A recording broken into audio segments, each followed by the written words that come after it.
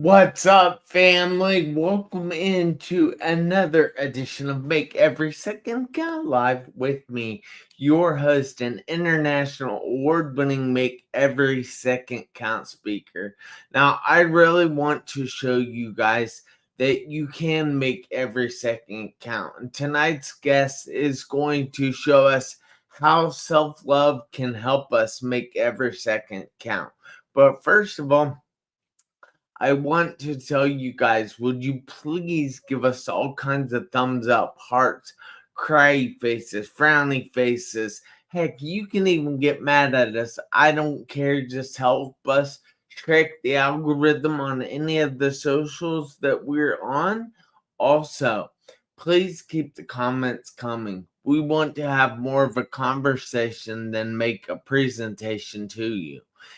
And then I will go ahead and say that tonight's unconditional love coach, she is absolutely amazing. And I would like to bring to the stage Miss Jennifer herself.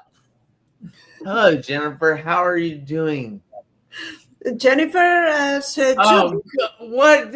Oh, man. no worries. I don't take it personally because I know you like to call me Jennifer. Maybe it's a past life connection. Who knows? I don't know. But that was, I just screwed that up like royally. Not at all. There is solution for that. Then it doesn't care. I love you and I support you, and I'm so happy to be here, Jeff.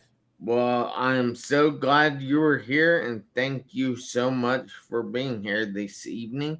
I know you are a busy woman, and you taking the time out of your night to be here is absolutely amazing. So, with my first question, Judith, I would like you to go ahead and tell everybody a little bit about yourself. Now, when you were doing this, please tell them where you're from, who you are, and what you do. All right? The official title is Unconditional Love Coach. I was born in Spain. I have been living in the United States for the last 15 years, very happily. And I help people not only to love themselves, but to become the love that they want to be in their lives in general.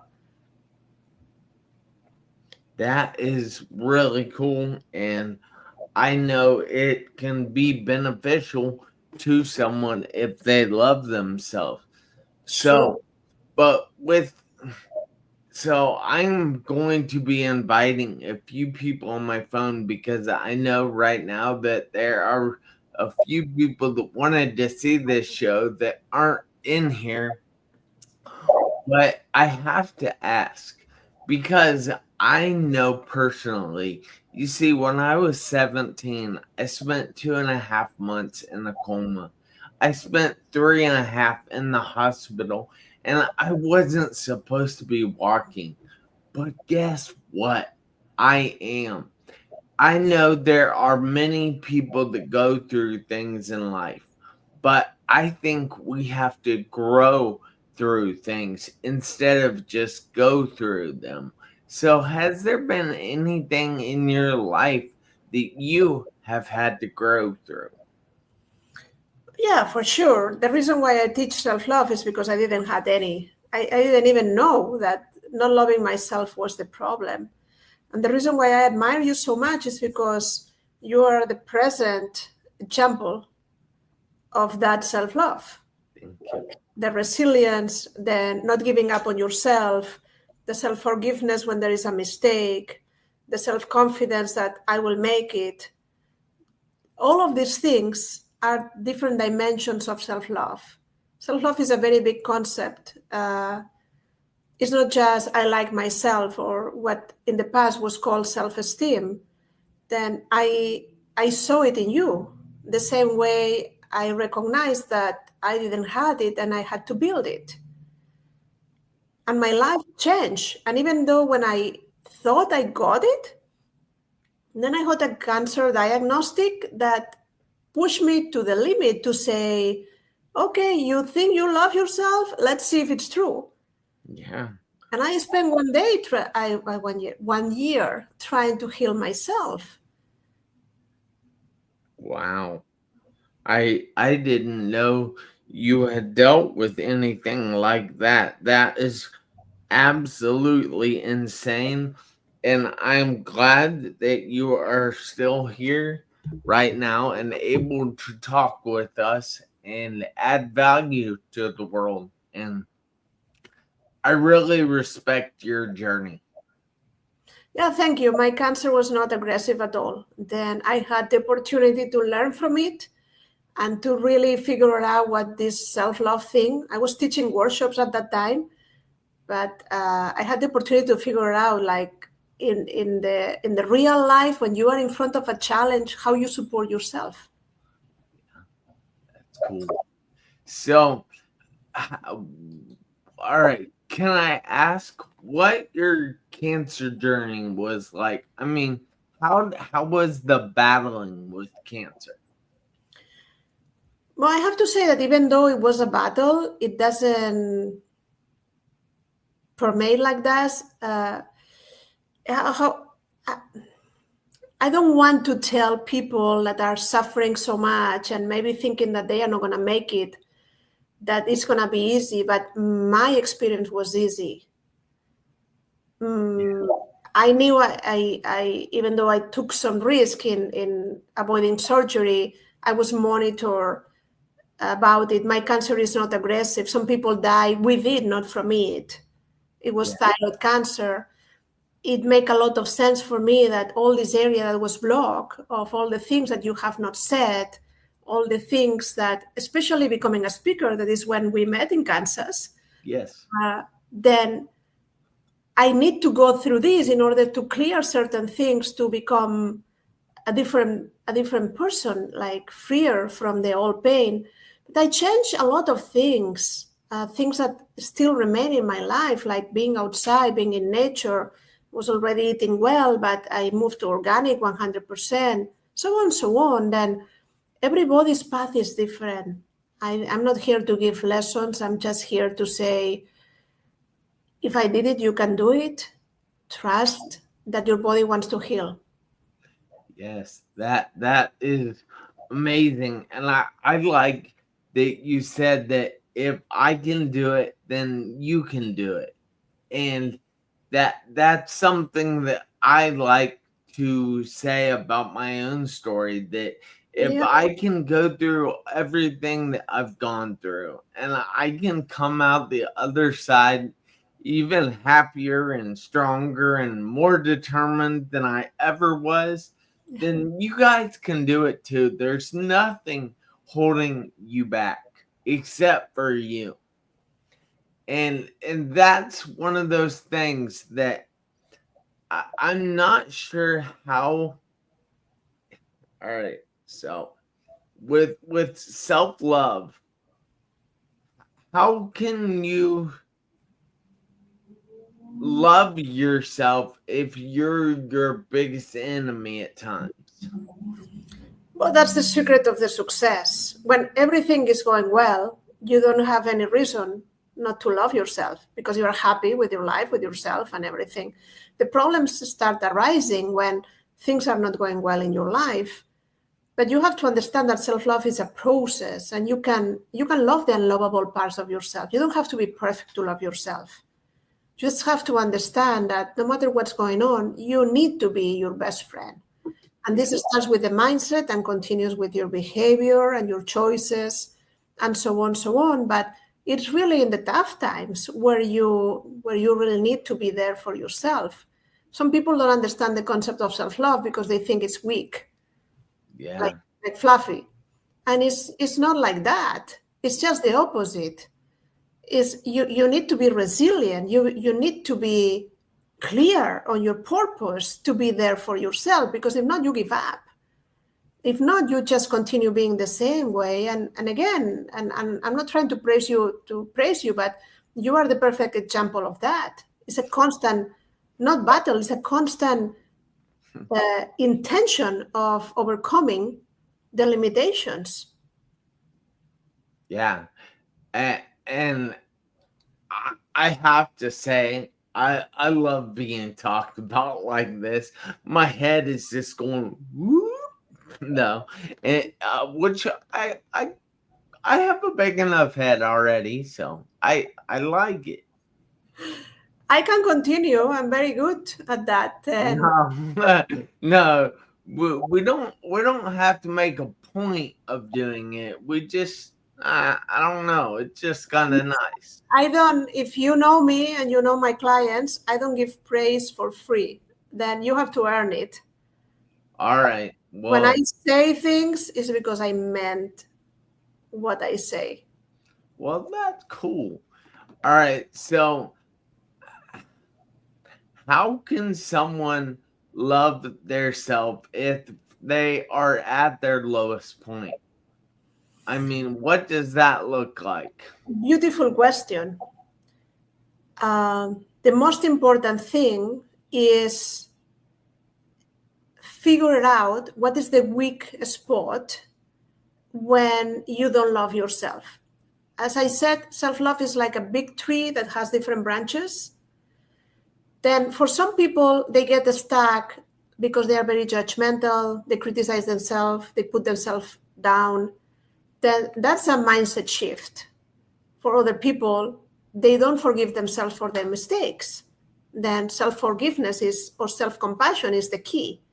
For other people, they have been like very serious and responsible, and they have forgotten that self-pleasure is necessary in their lives. Then we have to figure out first what is the area where we want to focus on, because it's impossible to do everything at the same time.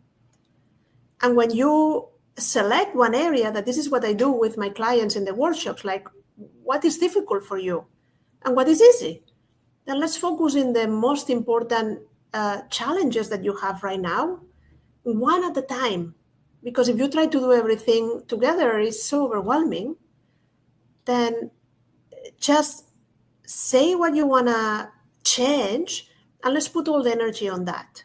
We don't have enough time here to be specific, but what I will say is you are able to change. There is a process to change. You can love yourself no matter what, and I can teach you that, and you can learn it from me or from anywhere else. Yeah. Wow. That really like says a lot. But so guys out there, if you are liking this conversation right now, please hit that heart button. Give me a sign that you're liking this right now.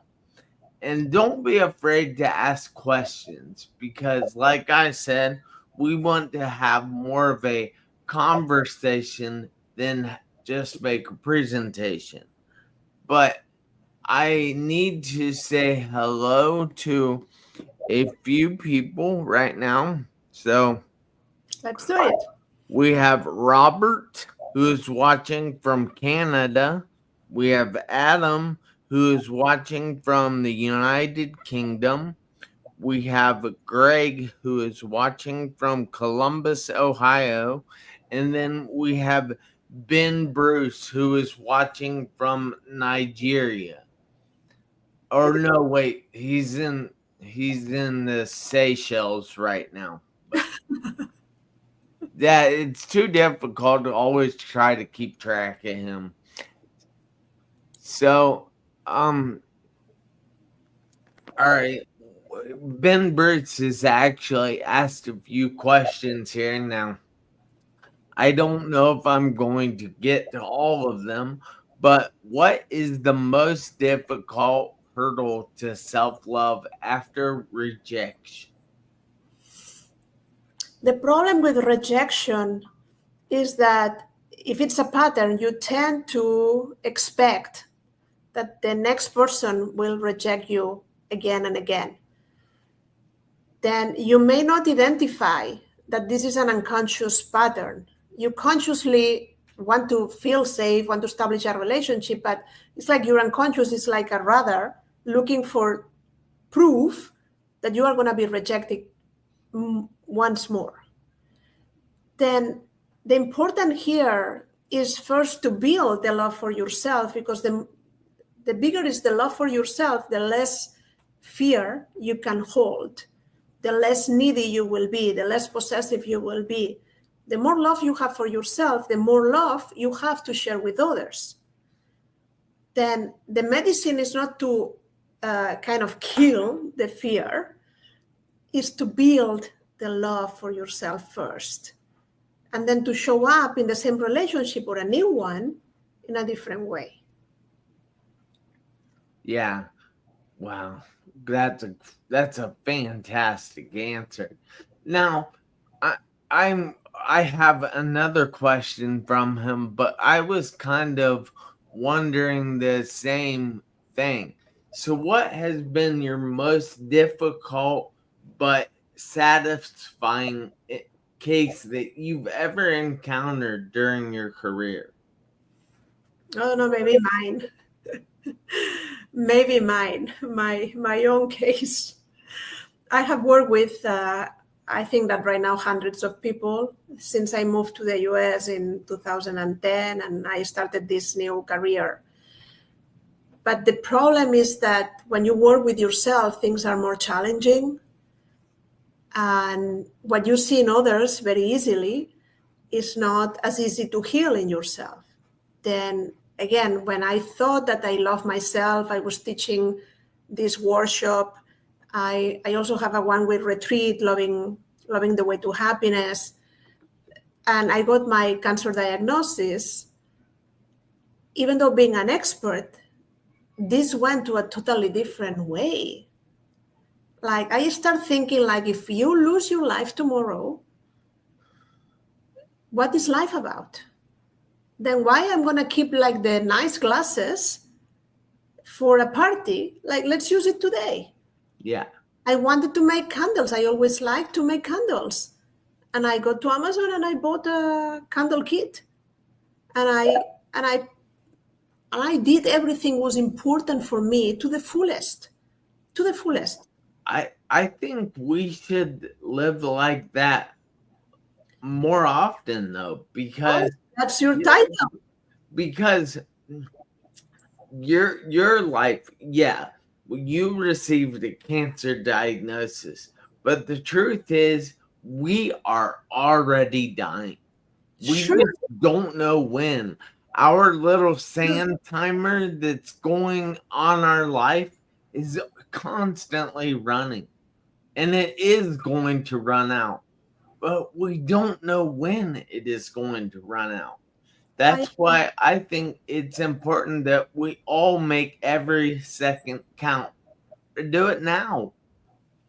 Yeah, that's the reason why I'm here, because I can resonate with your message. Make every second count. It's not only about dying, it's also about living. It's living in a way where you are aware that you create every moment. One of the sentences that I repeat to myself again and again is, if you don't like your reality, for whatever reason, let's suppose it's too cold, too hot, it's raining, it's not even interaction with others, but make every second count means that in whatever experience you are having, there is something for you. And it's your choice. Self-love is a choice that you make every morning when you get up from bed. Yeah. It's not that you love yourself automatically. It's like you consciously choose to be there for yourself.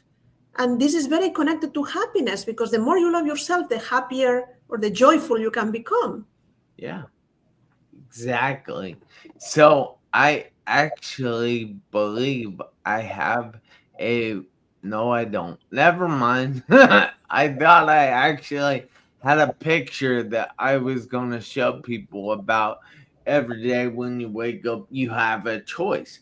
Now, mine doesn't pertain to self love, but it does in ways, because self love is the meaning of most things I do.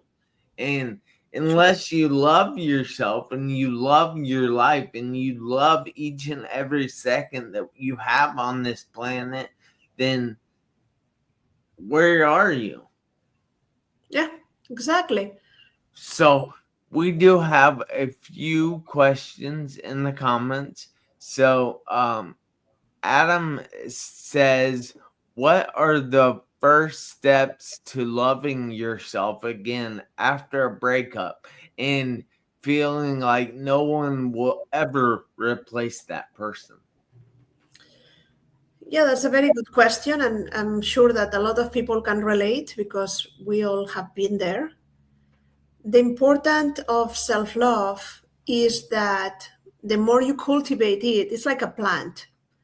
The bigger it grows, the more you understand that the source of love is you, and you stop depending on the love from others. Then if someone have break your heart, like, you have to grieve. There is no shortcuts for that. But the important is to figure out that you are never dependent on love to live your life, because you can have it and share it. The more you have, the more you share it. And you know what? That the more you share it, because the more you have it, the more people want to hang out with you. You feel this attraction. You are charming. You are like, people don't know exactly what is going on. It's everything happens at an unconscious level, but they like you. They like you more than before. They want to be with you. And you say, but I'm the same person. Yeah, but now you love yourself more. And it's very, very comfortable to be with someone that loves himself or herself. Yeah, that is so true. So I think she's telling you that you need to love yourself before you can love anyone else. And someone else will love you if you love yourself more, Sure. right? Very well. Yeah, great summary. All right, cool. I just like to say that. So Adam also says a little off topic here, but have you been in any car accidents? They don't have to be like mine, but he thinks that everyone has had a car accident. Yeah, I had recently, I mean, not recently like last month, but recently a very bad car accident that stopped me from working, and it triggered migraines. But at the same time, I was going through this and navigating the American way of doctors and lawyers. Yeah. I had the opportunity to create a wonderful project because I couldn't work, but I could dream, I could imagine. And I created Love, Love, and Love, that it's an organization that promotes love around the world. And I never had the time to really stop and do that. And since the accident happened and I couldn't work, then I invested in that. Then life has weird ways of stopping you. Yeah. What do you mean by that exactly? That sometimes certain things happen for a reason that we will never figure out. And it's not that they are avoidable, but in my case, I had cancer, I had divorce, I had a car accident. Like, every year, something big was happening. And of course, it slowed my life, and I had to take it easy. And things were not at the speed I wanted, like kind of in my mind. But looking from with some perspective, I think that life was telling me, like, Judith, slow down. Yeah. So I'm curious. You said that that is the doctors and lawyers is an American way of things. It was, How would that go in Spain? oh, totally different. No way. Nobody suits each other. Like, you don't have this culture. Doctors are very human in general, especially if you have like not the public system, but even in the public system, everything is covered. Then if when you have a car accident, you are not at the end of your life because you are going to be helped no matter what. Yeah. when I had cancer, I got the diagnostic here, but I went to really figure out what was going on in Spain.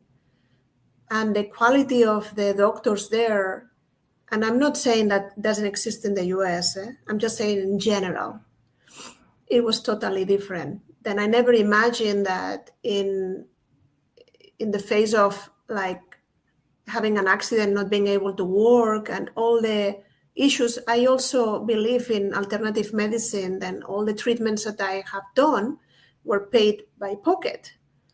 Then on top of not working, I had lots of expenses, but I never imagined that I would depend on a lawyer.